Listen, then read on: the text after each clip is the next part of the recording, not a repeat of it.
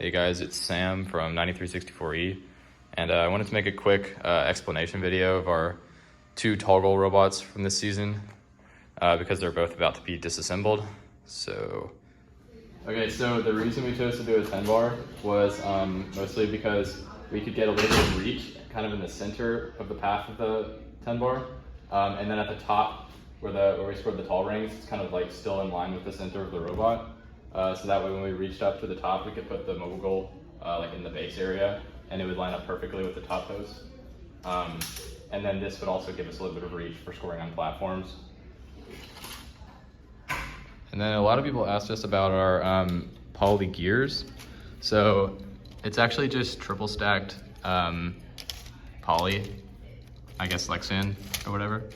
And there's a little bit of friction because we didn't cut them perfectly, but it got the job done, so. And then our little prongs. Big flappy intake that we thought was pretty important early season, but it didn't really turn out that way. So yeah, and then our claw was gone, but it was just your basic like 4082B style claw. And then we had it so that the dumper was aligned perfectly at all times in three different, I guess, spots. So in the first location, which was the loading location, we could load rings directly onto this. And then we also had it positioned so that it could perfectly align with the alliance posts when we're holding a goal, an alliance goal in our claw. So we were actually pretty good at scoring alliance rings. We could score up to 12 by just doing three dumps of 4. And then we lifted it up all the way, it would obviously score on the tall post, so. And then our PTO, which was, I'm pretty sure, one of the first PTOs of the season, at least one of the only competitive ones.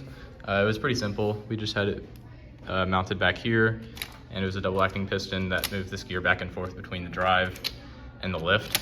Although I wouldn't really recommend this PTO design because of the way this pushes, or at least the angle of the piston onto this bottom drive gear.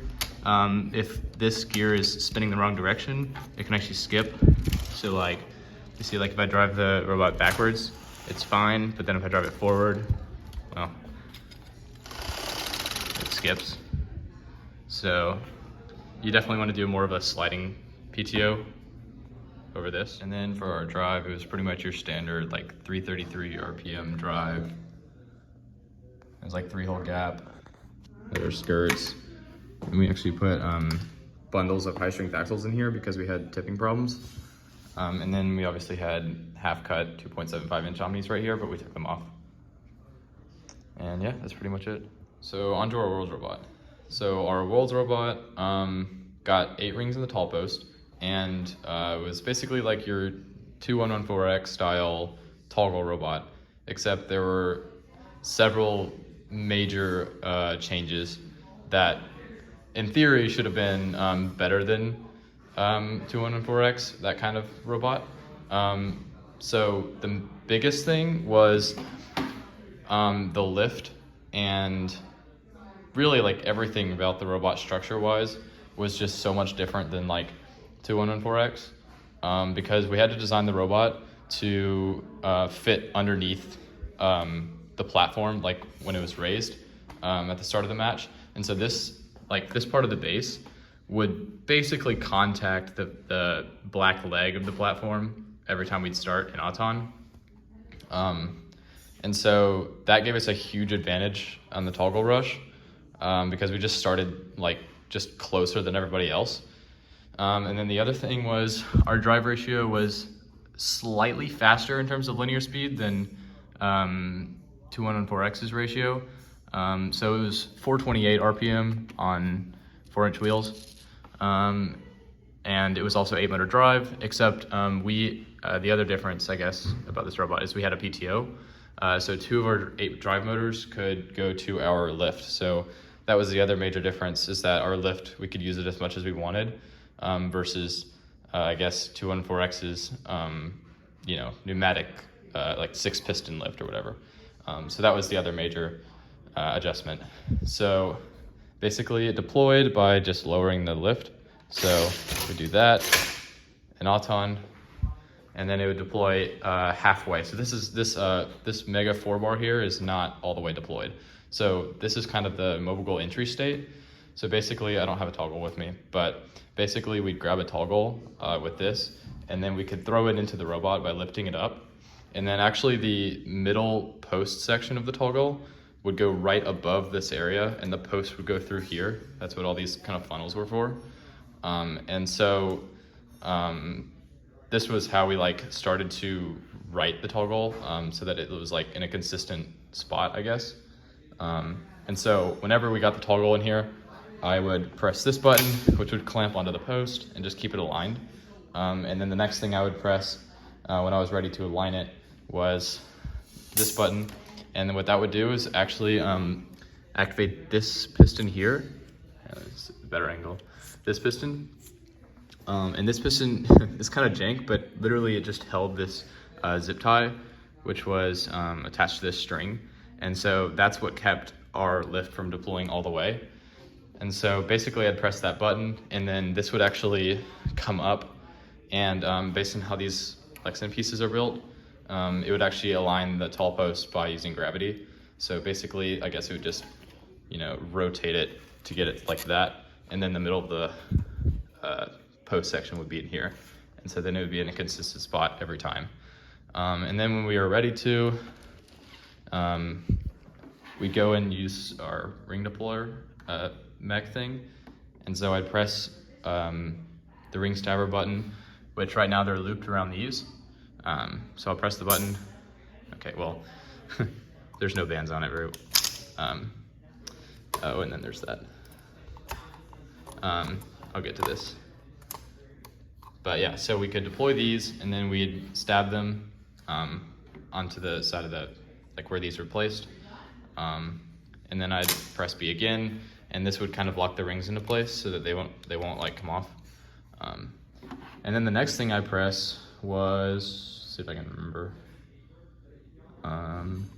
We'd activate this. So this piston, basically all it did was just release this.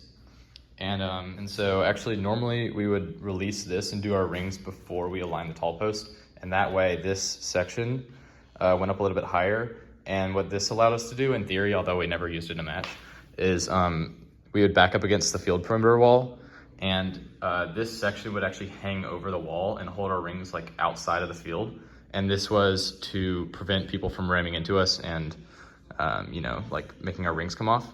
And so in theory, we would just sit there in the corner after we have the rings. And then in the last like 20 or so seconds, then we'd align the goal and then do our tall rings, which was this button. And we'd release our second part of the lift, which there's not enough bands on it right now, but you get the picture. So then that section flies up, and all of that was aligned with the tall post pretty consistently, although we never used it in a match.